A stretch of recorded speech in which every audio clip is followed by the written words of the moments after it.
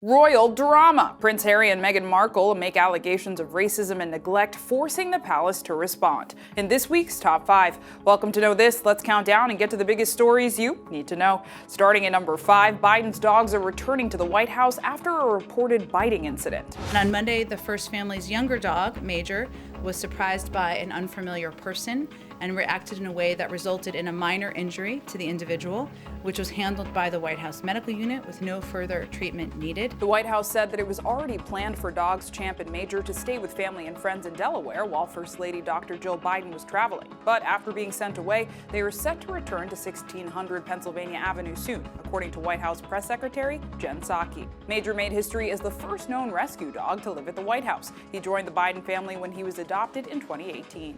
At number 4, a decade after the Fukushima disaster, loved ones are remembering those they've lost.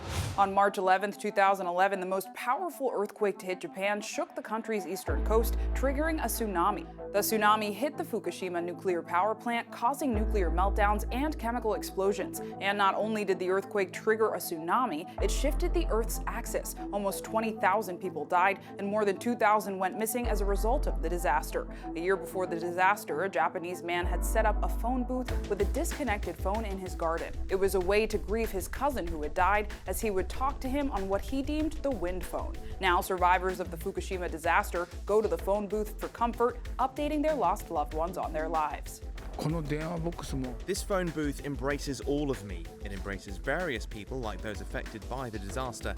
It's a place that embraces not only the people who are alive, but also those who've passed away. That's how I feel.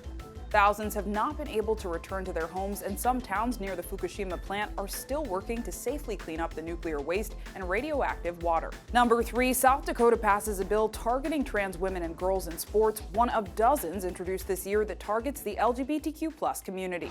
This week, the South Dakota Senate passed legislation that restricts trans women and girls from joining women's sports leagues. Republican Governor Kristi Noem tweeted, "In South Dakota, we're celebrating International Women's Day by defending women's sports. I'm excited to sign this bill very soon." Proponents of the bill say it's protecting women's sports leagues, but activists say it's nothing but transphobic legislation that strips civil liberties away.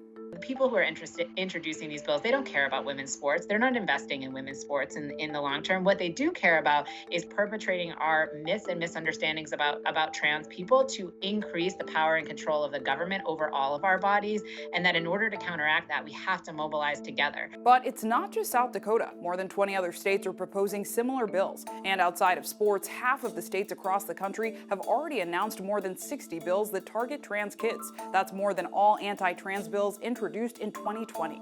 Chase Strangio calls it a, quote, eugenics movement that is a backlash to increasing visibility and expansion of civil rights for the LGBTQ+ community. We have to understand these bills in conjunction with each other. There are these efforts to bar trans kids from sports, but they are being introduced alongside bills that would criminalize any gender affirmation of young people, particularly targeting the healthcare and well-being of trans kids across the country. And the animating rhetoric behind these bills is that it is inherently harmful to be trans, which is not true, and that the goal is to stop young people from being trans, which they can't do, but ultimately the consequences are going to be that it's going to be harder for trans kids to survive. At number 2, members of the royal family are responding to Oprah's bombshell interview with the Duke and Duchess of Sussex.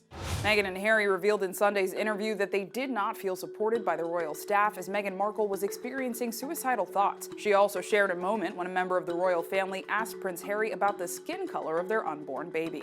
This prompted the UK's Labour leader to say that the racist and mental health issues raised were, quote, bigger than the royal family. At least one leader has called on the palace to investigate claims of racism. Then, after a day and a half of silence, the palace released a statement on behalf of Queen Elizabeth, saying the family is saddened to hear about the challenges the couple has faced. The statement read, quote, "While some recollections may vary, they are taken very seriously and will be addressed by the family privately."